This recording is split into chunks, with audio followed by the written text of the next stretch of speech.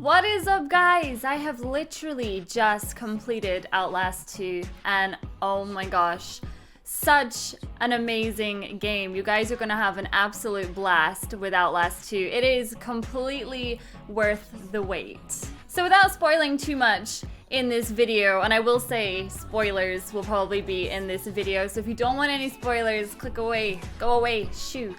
Basically, I played the Outlast 2 demo a little while ago and I was absolutely terrified, and I thought, I don't even know if I'm gonna be able to play this video game because horror games actually give me real life nightmares, and yeah, nobody likes having nightmares like ever. There's a few things I want to talk about in regards to Outlast 1 and Outlast 2, and I basically just want to give them to you guys so that you can get a little bit more hyped for the game. Now, Outlast 2 is a little bit longer than Outlast 1. I'm not entirely sure how long it took me to get through the game, but I would say maybe about 5 to 6 hours on my first playthrough. And in my first playthrough of Outlast, the first game, it only took me about 2.5 to 3 hours, so it's a little bit longer.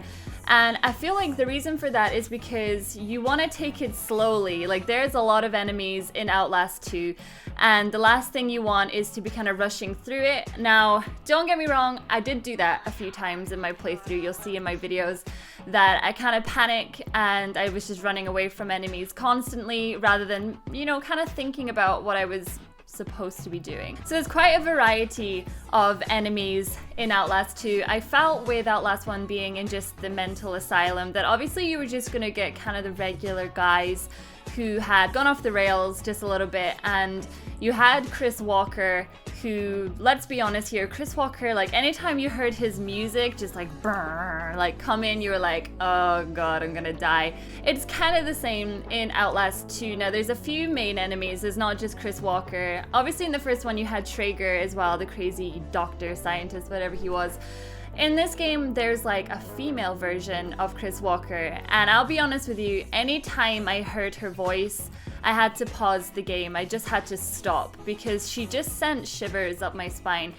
And I like that in a video game. I know it sounds crazy, but I really like when that happens in a game because it just goes to show that you're connecting with it. And unfortunately, I connected pretty hard with Outlast 2. From literally the beginning of Outlast 2, you will be scared. Like, there is never a point in Outlast 2 where you feel completely safe. There's always something around the corner, and it's horrible. It's absolutely horrible. Now, I played on normal, and I died countless times. I don't even know how many times I died, actually. So what it's gonna be like on hard, just no. I figured from my first playthrough, it was better off putting it on normal because I was gonna be terrified anyway, and the last thing I needed was even more of a challenge. I just wanted to survive and I wanted to get through it. So the major differences in regards to this game. Now, funnily enough, the Outlast 2 demo showed you how many batteries was on screen in the top right of the screen. And in the actual game, I personally had no idea how to see how many batteries I had. Now, it said in the beginning, press the middle button on your controller to be able to view how many batteries you have. I'm sorry, but I didn't see a number anywhere. Even at the start of my playthrough, I figured because I was playing on normal that I had like unlimited batteries, and I learned the hard way when I really needed a battery and it was like, you don't have any to reload. So if you guys can see in your game where it states how many batteries you have, I would love to know. I am dying to know because I have no idea how many batteries I ever had when I was playing. I just hoped that when I pressed triangle that it was gonna reload, because this game is dark. You need your night vision in Outlast 2 more than ever before. Outlast 2 is set mainly outdoors. It is very open. It's very linear, but it's very open in the areas that you are actually exploring, which in a way makes it scarier because you find it a bit more difficult to become accustomed to your entire area.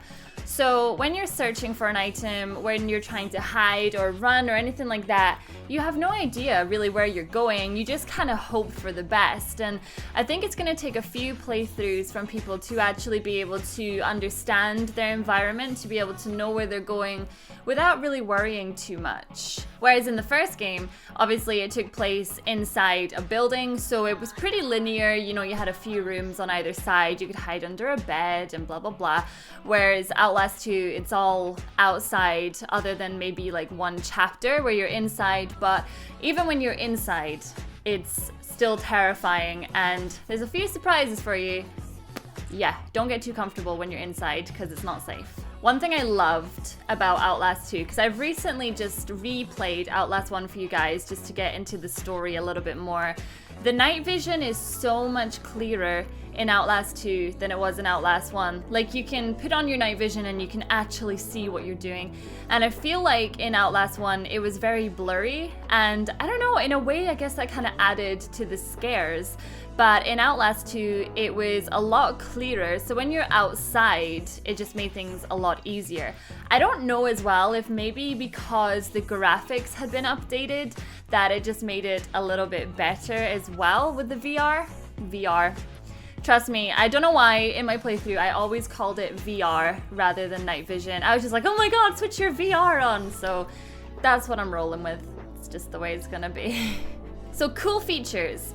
In Outlast 2, you get to press the middle button and then you can actually view your files by looking through your camera. And it's an odd one, like without going into the story too much, like when you actually view your videos back, your character will talk about something else, which you'll start to notice it because you'll think that he's gone insane or something like that, but actually it is very relevant to the story. And yeah, so you'll click square and you can actually like read through your files that way, because unlike the first game, when you would pick up a document and stuff like that in the first game, it would actually pause the game for you. In the second one, it doesn't pause the game for you. So I myself, even though I finished the game, I'm now going back through my notes because I can read them like from the start of the game, which I know is safe. But all the stuff that I picked up throughout the game, it was always at like a really crucial time, and I never really felt safe enough to read them at the time. So hopefully people in my Let's Play are not going to bitch about that. But trust me, I have my reasons for like, yeah, pick it up and bolt. Because trust me, you are always on the run in this game. It's terrifying. As for replay value, the thing is, Outlast 1 was one of those games that when I had played it, I didn't go back to it for a long time because it was like, well, I know where all the jump scares are, and I know the story, and I know what's going to happen, and all that was different with the difficulties was that you had less batteries. Now, don't get me wrong, less batteries in Outlast 2, that sounds awful, because you always need your night vision on. So I'm wondering about the replay value. I mean, unless, I don't know, there's going to be tons of people milking the game on YouTube, like that is standard, but from like the proper normal person consumer, I don't know how much replay value it has. I'd quite like to look and see if it's got a platinum, because I know the original Outlast never had a platinum, so I don't know if this one has a platinum. As for playing it on Insane, good luck.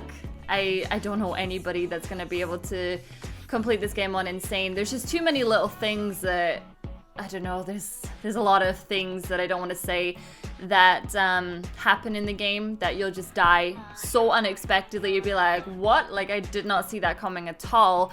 And so yeah, good luck if you're gonna play this on Insane. I don't know if there's a trophy for playing the game on Insane, but the new features in the game are awesome. It's still the same 4 difficulties. You can do Insane right off the bat. I'm not sure if in the first game you had to complete it on Nightmare before you could actually unlock Insane, but for me, Insane was there from the get-go, and I shall ignore it forever. Like, ever and ever and ever. Now, I don't know how this game links in with the first game. I'm really not too sure. This one is more focused on kids, babies, and rituals and stuff like that. And the first game was more focused on like the wall rider, the dream therapy, people going crazy, people experimenting on the crazy people. And it's not really like that in the second game. It's more about like cults and Christians and crazy people and, you know, old school rituals. She's a witch, blah, blah, blah, that sort of stuff. So I've completed the game, but I'm still not entirely sure how it was linking into the first one, because they said it was going to link a little bit into the first one, but I don't know. Like, I would need to go back through and play it again and see if there's anything I missed or if there's anything in the notes that I may have missed. But I'm intrigued by the story. I'm not going to go into the story too much. I want you guys to play it and experience it for yourself.